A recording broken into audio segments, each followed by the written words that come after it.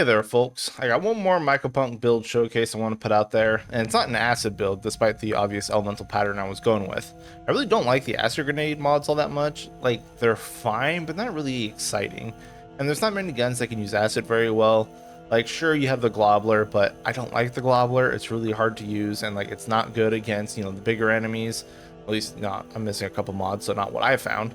And the Trident, absolutely terrible, despite it also being acid. Plus, there's no real synergy between the grenade and other weapons or classes like fire and shock have, so that's kind of a bit of a letdown. But anyway, there's still a lot of patches occurring these days, so some things may change, but for now, I only have one more build idea that I've made that's worthwhile at soloing threat level 6 missions, which is the Gunslinger Scavenger. Now, this one kind of borders on broken or bugged, and that may change, but honestly I don't really know. But let me get into the build and kind of explain. So the main focus of this build really is the lead slinger weapon. This handgun is insane, and kind of like the Carver and Glider, I do expect it to get nerfed, but I'm really unsure on how they nerf it, so I'm going to keep using it for now. But basically, this handgun can shotgun at extreme ranges, it's very fast, it does absurd damage per shot, it's like 1400 or something. It's not quite gunship levels, but the rate of fire is still excellent, and so is the mobility. It also does explosion AoE, and you can move pretty fast with it. And icing on the cake is that it has infinite ammo, basically. It's basically the only gun you're going to need, and so the build is going to revolve around supporting this gun. So the setup for this thing is primarily based upon two epic upgrades, the modded full auto and double action. These two together let you have a small charge time before firing, but does allow you to hold down the fire button and just full auto your hand cannon and get a ton of extra damage per shot, because you do get some flat added damage from this. And that alone is a great start. But then we're going to pair this with the two exotic upgrades, Big Fat Doobie and Lucky Bastard.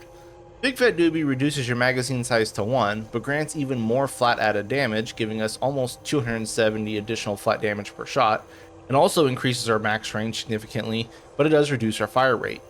Now the bug I think occurs between Doobie and Full Auto because both of these mods reduce your fire rate by over 50%, but I feel like only one of them is taking effect. Really the full auto one, since it's a fire rate override upgrade. So that possibly could be changed. But for now, with these two mods, we still shoot plenty fast. So with Doobie making us having a clip size of 1 and Lucky Bastard giving us an 89% chance to refund our last bullet, we can basically shoot until that fails the 11% roll, and then reload and go again. Because the magazine doesn't empty, we can maintain our full auto functionality. Next, we're going to be using the shrapnel loading, which reduces our damage by 65%, which hurts, but does give us a 3-shot spread when we shoot. Now normally I wouldn't be using this upgrade since the damage penalty is extremely high, but we do fix that. But the interesting thing about this damage penalty is that it appears to be only affecting the base damage of your gun, so the two modifiers that add flat damage from Doobie and double action appear to be unaffected by that change and get added on top of that damage that already gets reduced. So we're still going to be hitting for over 230 damage a shot. So with that in mind though, we're also going to take Lucky Last Shot, which grants us an explosion on our last shot in our clip. And since we're always on our last shot, thanks to Big Fat Doobie, every shot applies the explosion. And while the base explosion damage of 11 is useless, this also gets that additional 200 damage from our two upgrades. So every time we shoot, we're shooting 3 bullets and 3 explosions for over 200 damage apiece. And while that part also may seem like a bug, I don't think it is, because this is the only gun that has both damage modifier percentages and flat added damage. So if they remove that interaction of like the flat not being affected by the modified damage and not working with the explosions, this gun's basically dead in the water. So I don't think that's going to happen. I think the fire rate will be changed instead. But anyway, it's still just kind of crazy. But with these mods, the gun is basically done, but we do have room for some extra things to play with, and you can put in really whatever you want. Hipfire is a great additional damage mod, and that's excellent, but it is also a much bigger mod. I'm using burning tips for fire damage, since this will give me bonus damage from the grenade and ignite dots if something doesn't die before it gets ignited. And then lastly, I'm going to be using adrenaline rush because I want to move faster when shooting this gun, as speed is king in this game, and so I want to be able to stay mobile while I'm shooting. And we're going to be trying to gain as much speed as possible to keep us shooting our lead slinger while backing away from enemies and avoiding fire. That's kind of like what this whole build is going to be based around. You could also use something like high caliber for more damage, but I find that the fire rate is very detrimental to your DPS overall. But this is the hand cannon, which is what we're going to be building around. So because we have very little reasons to swap off the handgun, your secondary weapon can be pretty much whatever you want. Gunship cannon does make quick work of abominations and amalgamations, but I also find that the handgun takes care of those just fine too. So for me, I'm going back to the DMLR like the bruiser build so I can use it to pierce shields and break generators from afar. So the setup will look kind of familiar. But we're going to be using the hot swap on the lasers, our primary fire for this gun, since that's all we really care about. Arc lightning is still here to cause some electrocutes to nearby enemies for a little bit of AoE. Not super important, but it is just more damage. Coronal ejection for the big laser damage to poke down those shields quickly. Incendiary laser instead of shock because we do want the synergy for the fire grenade for some little bit extra damage. Hard light bypass is here to pierce shields because of course that's the only reason why I'm bringing this gun. And kinetic impossibility allows us to float when we use our laser, giving us a little bit of a defense layer while using this, but it's not hugely important. But we're also putting photon surge on, which increases our movement speed while we use the laser as well, so that pairs really well with the kinetic impossibility. And again, we just want more speed. Remember, we're trying to be as speedy as we can to avoid damage because it is your best defense. And then lastly, we have the battery upgrade for just a little bit more laser usage, but again, not super important. Like I said, the gun's primary purpose is just to break shields like in the bruiser build.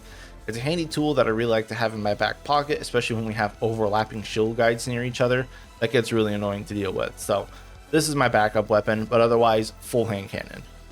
Alright, so let's move over to the grenade. The fire grenade is not meant to do damage or anything. We're strictly using this as a utility grenade. So that being said, we have Two's Company for 2 grenade charges, and then we're going to have both Restoration Protocol and Welding Heat to allow us to heal ourselves and others on grenade throw.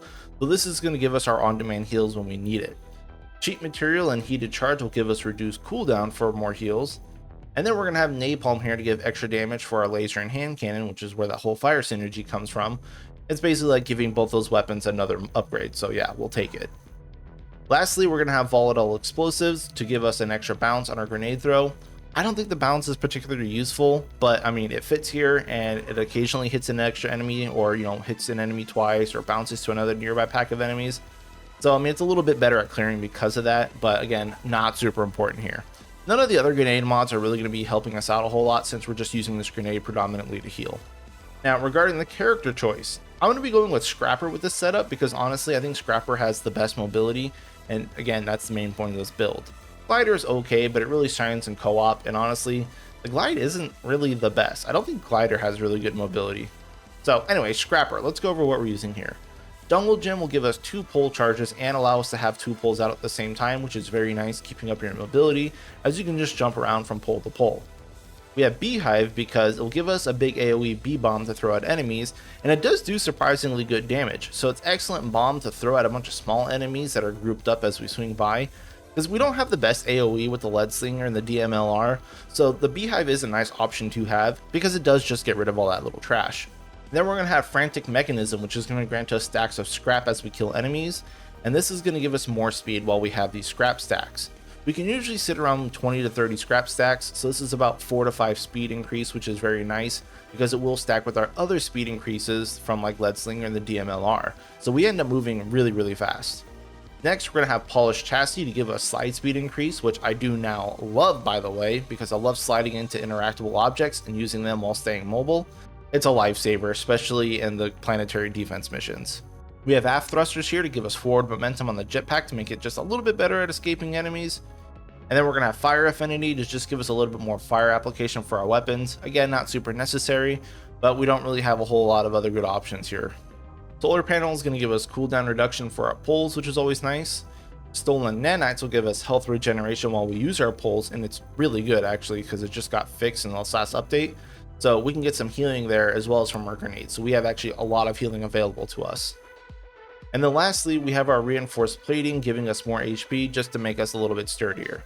So as you can see from all these upgrades here in the Scrapper tree, they're basically all defense and utility. And that's because we really don't have any reason to go more offense because literally the Lead Slinger just takes care of everything for us. So we can go a lot more comfy setup, and this ends up making the build just a lot easier to play because you have evasion, you have healing, you have damage, like you just have it all.